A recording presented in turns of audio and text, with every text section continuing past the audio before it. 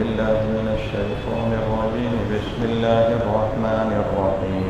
ومن الناس من يقول آمنا بالله وباليوم الآخر وما هم بمؤمنين يخادعون الله والذين آمنوا وما يخدعون إلا أنفسهم وما يشعرون.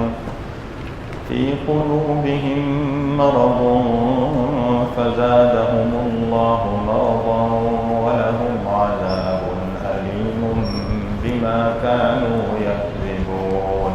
ومن الناس، اور کچھ لوگ وہ ہیں من یقول، جو یہ کہتے ہیں آمنا باللہ وبالیوم الآخر، کہ ہم اللہ پر اور آخرت کے دن پر ایمان لائے ہیں، وما هم بمؤمنین، حالانکہ در حقیقت وہ مومن نہیں ہیں، یخادعون اللہ، وہ دھوکہ دیتے ہیں اللہ کو، والذین آمنوا، اور ان لوگوں کو جو ایمان لا چکے ہیں، وما یخدعون الا انفسهم، اور در حقیقت وہ اپنے سوا کسی اور کو دھوکہ نہیں دے رہے، وما یشعرون، اور انہیں اس بات کا احساس تک نہیں، فی قلوبہم مرض، ان کے دلوں میں روگ ہے، بیماری ہے، فزادہم اللہ مرضا، پھر اللہ نے ان کی بیماری میں اور اضافہ کر دیا، وَلَهُمْ عَذَابٌ أَلِيمٌ، اور ان کے لیے دردناک عذاب ہے، بما کانوا یکسبون، اس وجہ سے کہ وہ جھوٹ بولا کرتے تھے۔ سورہ بقرہ کے شروع سے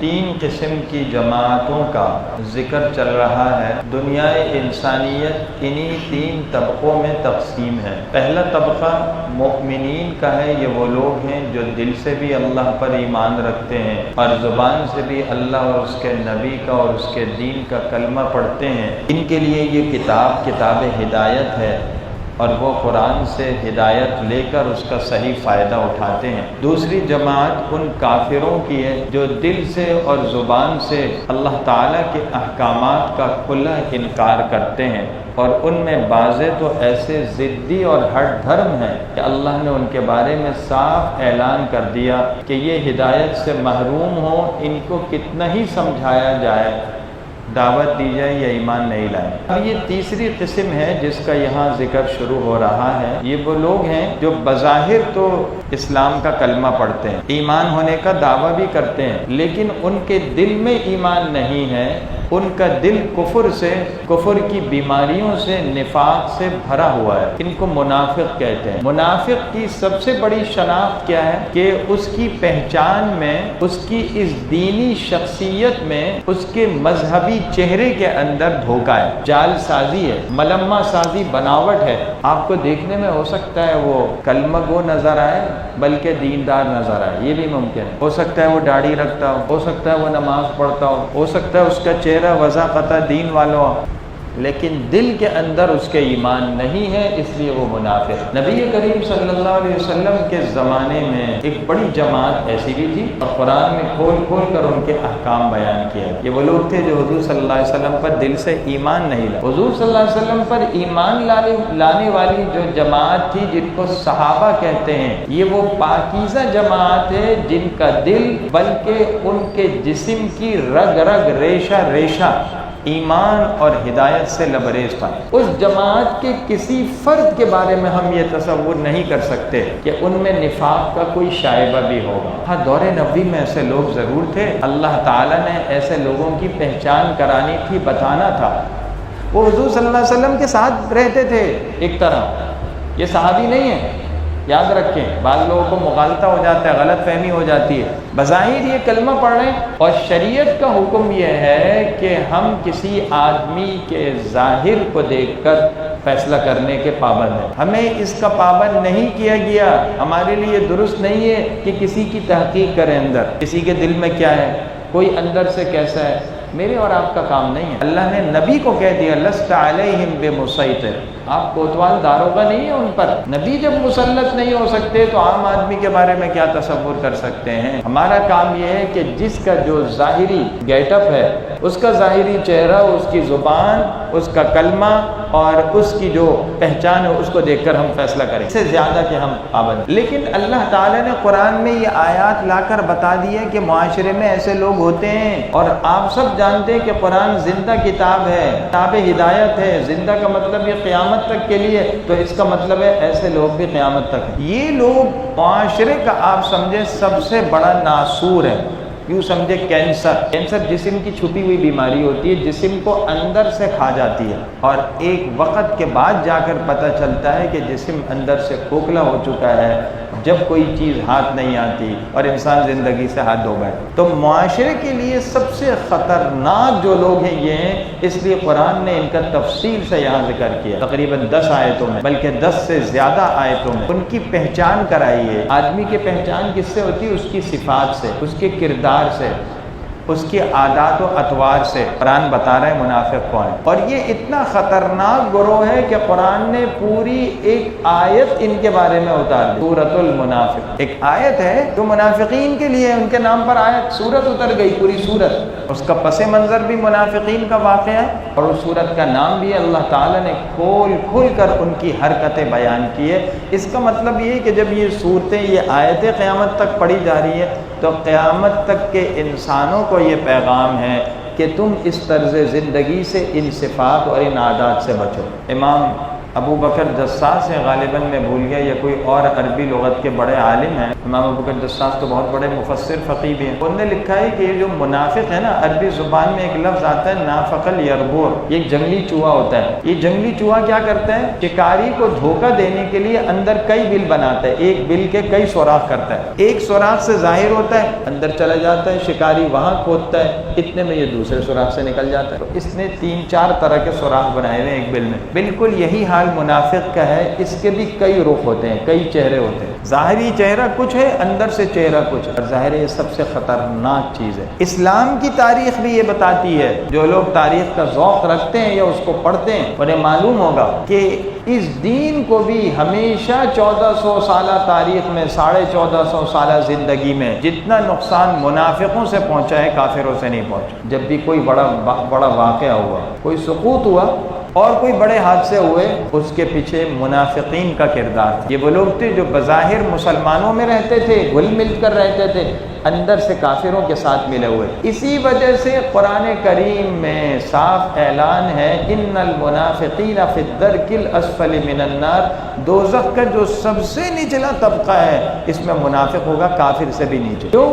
ایک تو اس لیے کہ ان کا اسلام ظاہر تھا، نفاق ظاہر نہیں تھا، تو یہ عام مسلمانوں کے روپ میں رہ کر اسلام والے فائدے حاصل کرتے. کافروں نے ایسا نہیں کیا، ان کو تو قتل کیا جاتا تھا جہاد میں. اللہ کا حکم ہے، جو کھلم کھلا کفر کرے گا، اسلام کے خلاف ضد پر، سرکشی پر آئے گا، برسر پیکار ہوگا، حکم ہے اس سے قتال کر. منافق ایسا نہیں. اس لیے حضور صلی اللہ علیہ وسلم نے احادیث میں آتا ہے منافقوں کو قتل کرنے سے بھی منع کیا. اب یہ دنیا میں مسلمانوں کے فائدے سمیٹتے تھے تو قیامت میں عذاب زیادہ. دوسری وجہ یہی ہے کہ جتنا نقصان ان سے اسلام کو اور مسلمانوں کو پہنچا ہے، کھلے کافروں سے نہیں پہنچا، اس لیے ان کی سزا بھی کافروں سے زیادہ. تو آپ یوں سمجھیے کہ گویا ان آیات میں منافقوں کا پوسٹ مارٹم کر دیا گیا، تجزیہ کر دیا گیا، اندر کھول کر رکھ دیا گیا ان کی ایک ایک حرکت کو. اور قرآن نے ان کی تقریباً 5 یا 6 عادتیں بیان. پہلی عادت کیا ہے؟ دھوکہ دینا. دوسری بیماری ان کے اندر شک کی بیماری ہے. تیسرا زمین میں فساد برپا کرنا، فتنہ برپا کرنا، فساد پھیلانا. چوتھا ایمان والوں کو بے وقوف کرنا، ان کی تحقیر کرنا، ان کو بے وقوف سمجھنا. اور 5واں ایمان والوں کا مذاق اڑانا. اور 6ٹھا جھوٹ بولنا، بما کانوا یکذبون. یہ 6 ان کی قرآن نے یہاں عادتیں بیان. اب ذرا ان آیات کو دیکھیے. اللہ تعالیٰ فرماتے ہیں کچھ لوگ ایسے بھی ہیں جن کا دعویٰ یہ ہے کہ ہم اللہ آخرت پر ایمان لائے، وما ہم بمؤمنین، وہ مومن نہیں ہے اللہ کہتے ہیں. یہ آیت واضح طور پر اعلان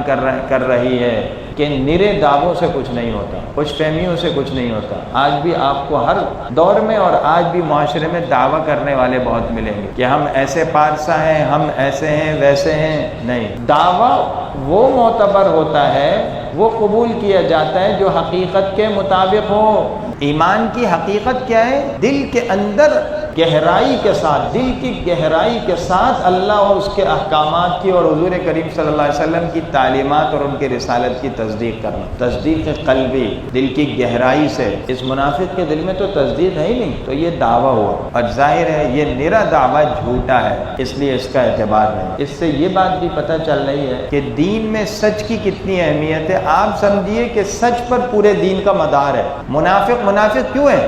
کیونکہ وہ جھوٹ بول رہے ہیں۔ اس کا جھوٹ کون سا ہے؟ عقیدے کا۔ ایک عام بول چال کا جھوٹ ہوتا ہے، یہ بھی گناہ ہے، اور سب سے بڑا گناہ کون سا ہے؟ عقیدے کا جھوٹ بولنا۔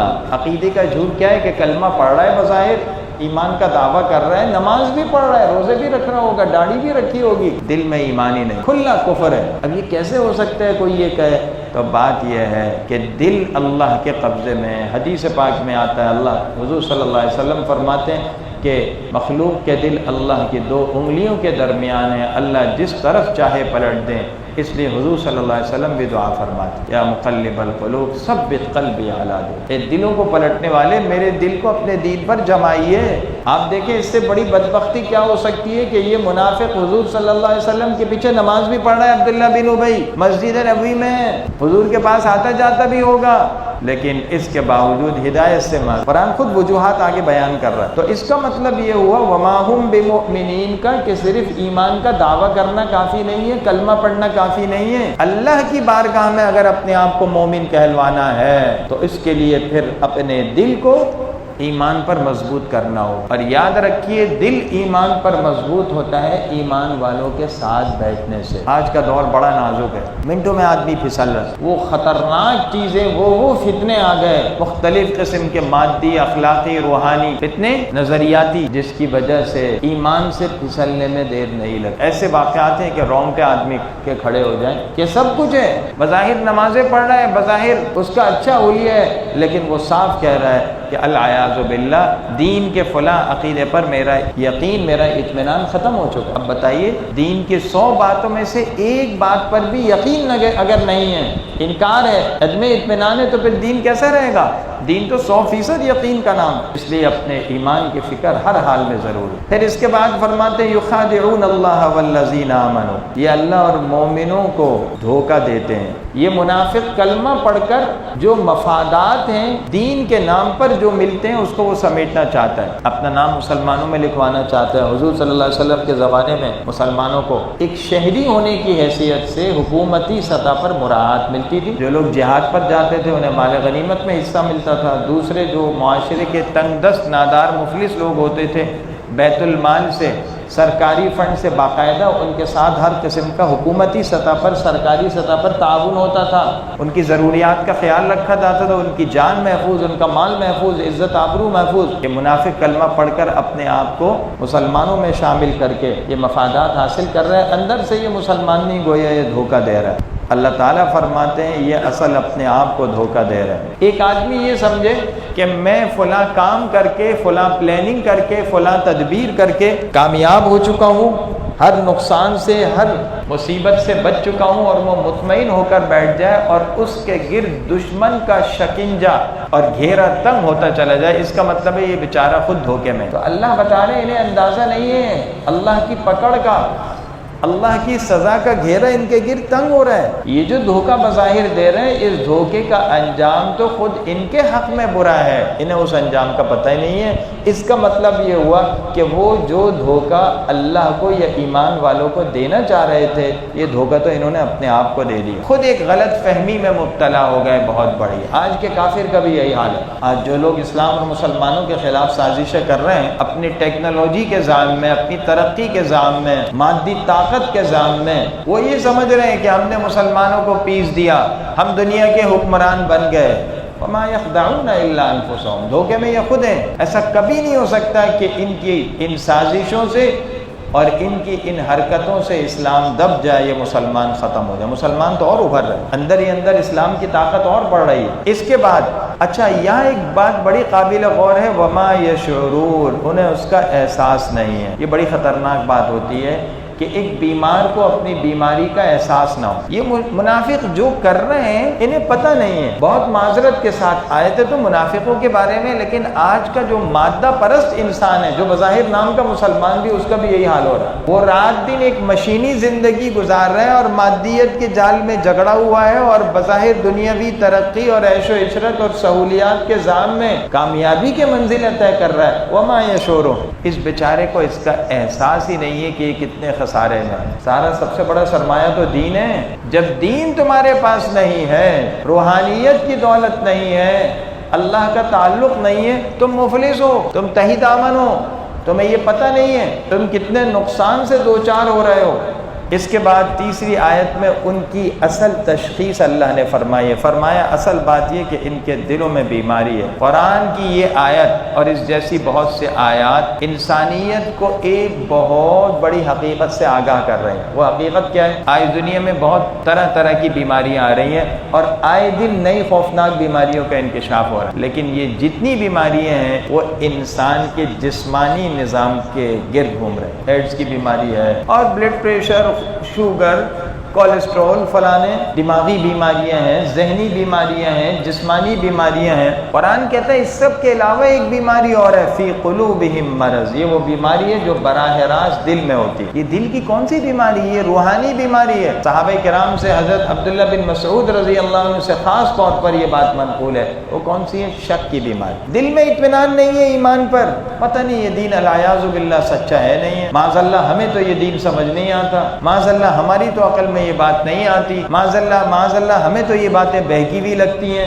معاذ اللہ ہمیں تو یہ افسانے لگتے ہیں، پتہ نہیں ان باتوں کا کوئی سر پیر ہی نہیں ہے، پتہ نہیں جنت دوزخ کے وعدے سچے ہیں یا جھوٹے ہیں، معلوم نہیں موت کب آئے گی، موت کے بعد کیا ہوگا، دیکھا جائے گا، ابھی دنیا کی جو زندگی ہے اس کے مزے اڑا رہے۔ اس اصل اندر کا شک ہے، یقین نہیں ہے آخرت پر، اللہ کے وعدوں پر، ایمان پر، اللہ اور اس کے رسول پر، اس کی باتوں پر، اس کی تعلیمات پر۔ یہ جو روحانیت کا مرض ہے، دل میں شک کا، یہ بڑا خطرناک مرض ہوتا ہے۔ یہ کینسر ہے جو اندر ہی اندر پھیلتا ہے، انفیکشن ہوتا ہے نا، آہستہ آہستہ خون میں پھیل جاتا ہے، بلڈ انفیکشن ہو جاتا ہے، سارے جسم میں سرایت کر جاتا ہے۔ یہ روحانی بلڈ انفیکشن ہے، بہت خطرناک قسم کی بیماری ہے منافقوں کے دلوں میں۔ تو پیغام یہ ہے کہ دل کی بیماریوں کی طرف بھی توجہ کرنی چاہیے۔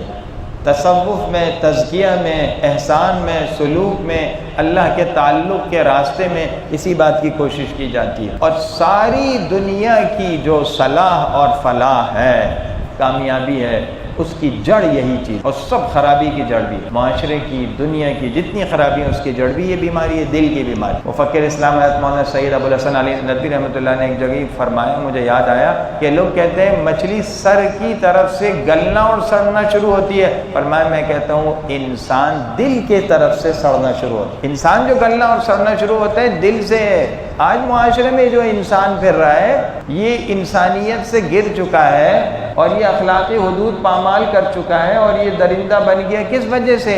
دل سڑ گیا، دل خراب ہو گیا، دل کے اندر بیماری ہے۔ جب یہ مرض آتا ہے روحانی شک کا تو پھر طرح طرح کی بیماری آ جاتی ہے، حسد آتا ہے، کینہ آتا ہے، بغض، عداوت ہے، مال کی لالچ ہے، دنیا کی محبت ہے، یہ ساری چیزیں فزادہم اللہ مرضا، اللہ نے ان کا مرض اور بیماری بڑھا دی۔ یاد رکھیں یہ پیغام ہے کہ جب آدمی خود سے ایک غلط کام کرتا ہے اور اس پر جمتا ہے اور اس کا جواز پیش کرتا ہے اور اس کو اپنے لیے فخر کا باعث سمجھتا ہے تو پھر اس بات کی توقع نہیں ہونا چاہیے کہ وہ راہ راست پر آئے گا، پھر تو اللہ سزا کے طور پر اس کی گمراہی کو اور بڑھاتی ہے۔ یہ جو اللہ نے بیماری بڑھائی ہے یہ ان کی سزا کے طور پر بڑھا، ان کی سرکشی تھی، ان کی ہٹ درمی تھی، بیماری بڑھتی چلی گئی، اور پھر فرمایا ان کے لیے عذاب علیم، دردناک عذاب ہے۔ کون سا عذاب ہے؟ آخرت کا۔ دنیا کا جو بھی عذاب ہو، آخرت کا عذاب ایسا ہے جس کا انسان تصور نہیں کر سکتا، اور یہ عذاب اس لیے ہے دردناک بما کانوا یکذبون،